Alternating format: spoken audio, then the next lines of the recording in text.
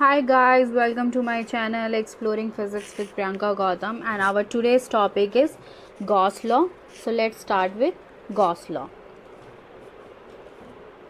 Gauss law को समझने के लिए it's very important to understand the meaning of electric flux. So as you can see here, we have two terms in this electric flux. One is electric and second is flux. And you already know that electric is basically used for electron or charges. But flux का meaning क्या है यहाँ पर? तो flux का meaning general meaning होता है हमारा फ्लो. ओके, सो फ्लक्स को समझने के लिए first we have to draw any close body. We have to take any close body. Here we have a diagram and with circular body. Okay, so let's understand the meaning of electric flux. हमने यहाँ पर consider की कोई भी एक close body. It might be your circular body, it can be your rectangular body, doesn't matter, but it should be in a closed form. Okay, अब हम क्या करेंगे यहाँ सर इलेक्ट्रिक फील्ड लाइन को पास कराएंगे. ओके, इलेक्ट्रिक फील्ड लाइन जितनी ज़्यादा पास करेंगी इस रीजन से वो हमारा इलेक्ट्रिक फ्लक्स को इंक्रीज कराएंगी. And you can also see that we have two terms here. One is electric field, okay, which is represented by capital E here, and we have another term which is your A. A is for your aerial component. अब सबसे important चीज़ क्या है यहाँ पे consider करने की कि आपका जो इलेक्ट्रिक फील्ड एंड आपका एरियल वेक्टर है दोनों के बीच में एंगल कितना बन रहा है हमारा 0 degree, because electric field and your areal component are parallel to each other. Okay, so अगर ये 0 डिग्री का एंगल बना रहा है तो वो क्या कंसिडर करेंगे हम उसको as a dot product. Okay, so अब हमारा एम क्या है यहाँ पर हमें फाइंड आउट करना है mathematical expression of electric field. So let's proceed. Okay, to find out the mathematical expression of electric field, basically the product of electric field and area give us the expression of electric field as you can see here. E dot A. अब dot क्यों लिया हमने? because the angle between E and A is making angle 90 degree with each other, and we know that dot product को हम हटा सकते हैं cos theta लगाकर. So E A cos theta is equal to E dot A, and phi A is the representation of electric field flux. Okay, E is for electric field and phi is the sign of flux. अब हमें electric field find out करना आ गया, but अगर हमें total reason का flux निकालना है तो उसके लिए हमें क्या करना पड़ता है? Integration. Okay, integration is generally used for sum up the quantity. Okay, but as you can see here we have circular sign on your integration sign. So वो क्या represent कर रहा है? आपकी closed body. Okay, as I earlier told you, अगर हमें electric flux use करना है तो first we have to consider the closed body, and here the circular sign is for your closed body.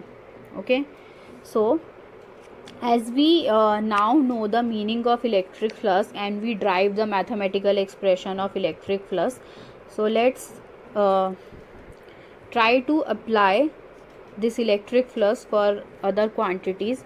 Now as you can see here, visually we can try to understand the flux is simply the electric field line passing through any given area. Okay, and here we have two boxes. So let's try to understand the electric flux of these two figures. So हमने इसको क्या करा? Figure 1 and this is our figure 2. हमें find out करना है यहाँ पर कि हमारी इलेक्ट्रिक फ्लक्स की वैल्यू क्या है. Okay, so as you can see here we have different electric field line passing through this region. So हमें इलेक्ट्रिक फील्ड फाइंड करने के लिए ये 2 पॉइंट कंसीडर करने बहुत ज़्यादा इम्पॉर्टेंट है. So first one is when E lines pass through outward through a closed surface, then flux should be your positive.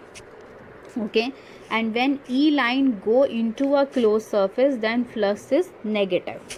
अब हम यहाँ पर देखेंगे इस डायग्राम के अंदर दैट वी हैव 3 लाइन्स जो हमारी आउटवर्ड जा रही हैं एंड 3 लाइन इनवर्ड जा रही हैं. सो अगर आउटवर्ड के लिए we are considering the flux as a positive quantity, so हमारा 3 पॉजिटिव हैं और 3 क्या है? Negative quantity. सो पॉजिटिव और नेगेटिव एक दूसरे के इफेक्ट को क्या कर देंगे? कैंसिल आउट, और हमें फ्लक्स कितना मिलेगा? 0 for first figure. Okay, But now we'll consider the second figure. As you can see here in second figure, we have three electric field line जो हमारी बाहर निकल.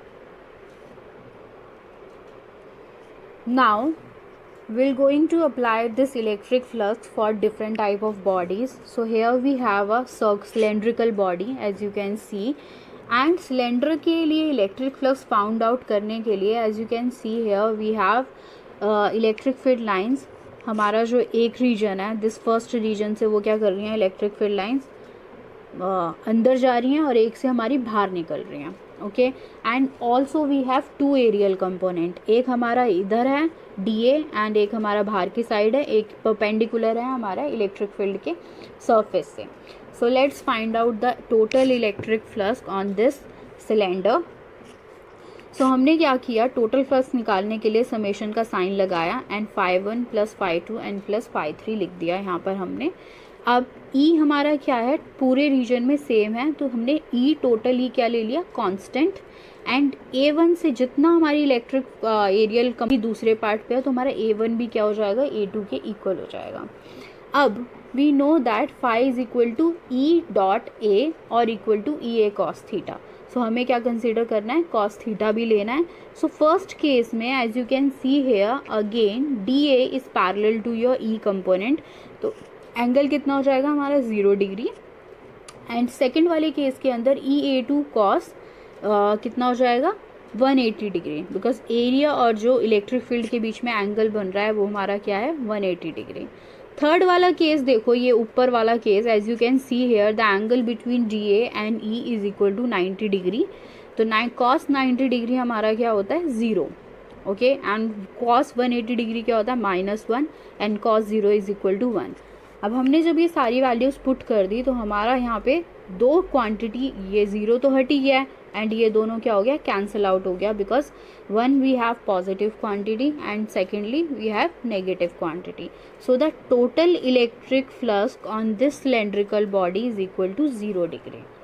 अब ये हमें बता क्या रहा है, what does this tell us? This tell us that there are no source और sink inside the cylindrical object. Okay, so total flux on your cylindrical body is equal to 0 degree. Okay, अगर individually हम find out करेंगे तो हमें different value मिलेगा, but total sum for 3 different surfaces will get 0 degree, 0. So now as we know the meaning of electric flux, will proceed with Gauss law. So बहुत simplest language में हम समझने की कोशिश करेंगे. So as we know the meaning of electric flux, so let's start with Gauss law. Gauss law समझने के लिए हम दो बहुत easy approach लेंगे एंड पहले हम समझेंगे कि Gauss law का meaning क्या है एंड देन हम उसको मैथमेटिकली ड्राइव करेंगे. So where does the fluid come from? मान लो हमारे पास एक फाउंटेन है, एक कोई भी सर्कुलर रीजन है, कोई भी शेप का रीजन है, वहाँ से हमारा वाटर फ्लो कर रहा है. ओके, अब वाटर फ्लो कर रहा है तो वो क्या दे रहा है, हमें फ्लक्स दे रहा है. बट तो उसका सोर्स क्या हो गया, स्प्रिंग हो गया. Spring is basically used for fountain here. A spring is the source of the flow. Suppose you enclose the spring with a closed surface such as sphere. हमने यहाँ पर क्या कंसिडर किया, एक स्फेरिकल बॉडी कंसिडर कर ली. If the water accumulates within the sphere, you can see that the total flow out of the sphere is equal to the rate at which the source is producing water. अब यहाँ पर हमारे पास sphere में we have radius which is represented by R here. Q हमारा क्या है, एक सेंटर में पॉजिटिव चार्ज है स्फेयर के and we have a Gaussian surface. Gaussian surface is basically your imaginary surface as you already know, and DA is our small area region. Okay, and E is the electric field line passing through this spherical body. Okay, here E. In the case of electric fields, the source of the field is the charge. Okay, हमारे पास यहाँ पे source क्या है, field का charge.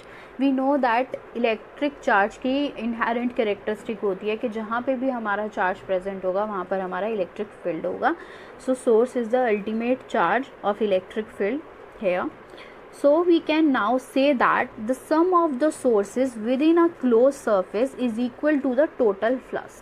Okay, this is basically the definition of electric flux through the surface.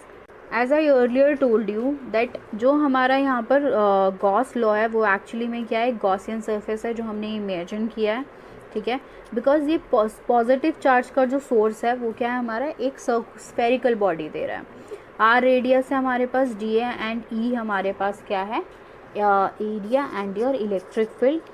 And mathematically हमारे पास proven क्या है कि जितना ज़्यादा चार्ज होगा किसी भी बॉडी के अंदर, charge enclosed is directly proportional to your electric flux, which is represented by phi here. Okay, epsilon is the constant of proportionality. Now we'll have to remove this proportionality constant by epsilon. हमने एक constant लिया और उसको replace कर दिया proportionality से. Now we can easily find out the value of phi by taking epsilon to the other side, and here we get phi is equal to q enclosed divided by epsilon. अब हमारे पास phi का हमने पहले भी formula drive किया था जो कि क्या था, integration enclosed E dot dA.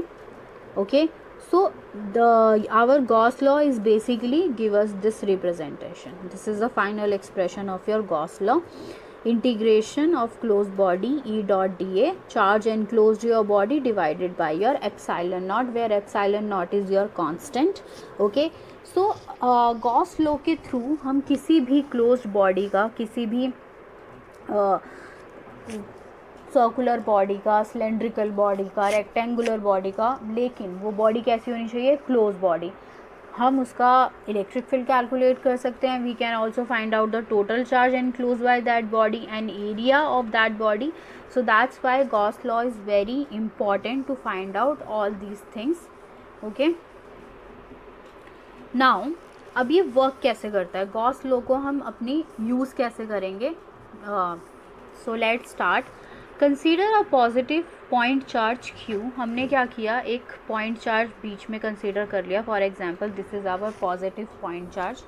अब हमें क्या करना है, एक गॉसियन सरफेस ड्रॉ करना है इसके around. Gaussian surface again is your imaginary surface, जो कंसीडर करना बहुत ज़्यादा इंपॉर्टेंट होता है बिकॉज गॉस लॉ हमारा क्लोज बॉडी के लिए वैलिड होता है. तो अगर हमारा पॉइंट चार्ज है तो उसके अराउंड हम क्या कर सकते हैं, एक स्फेरिकल बॉडी ड्रॉ कर सकते हैं. For example this is your spherical body. You can draw it in a proper manner because it's not a circular. So first step is there a source of symmetry.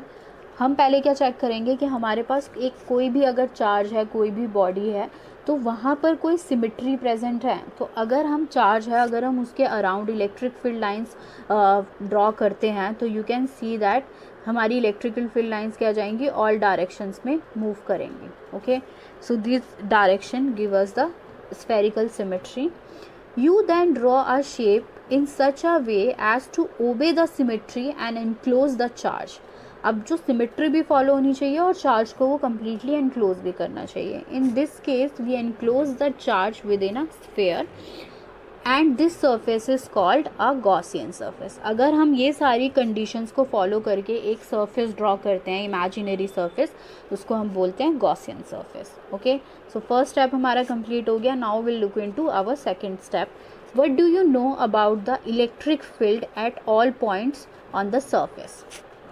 Okay, अब जो तुम्हारा electric field है वो हर जगह क्या होना चाहिए, constant होना चाहिए. अगर आपका इलेक्ट्रिक फील्ड का मैग्नीट्यूड वेरी करेगा डिफरेंट पॉइंट पे, तो हम वहाँ पर गॉस लॉ नहीं यूज़ कर सकते. This is the second condition for our Gauss law.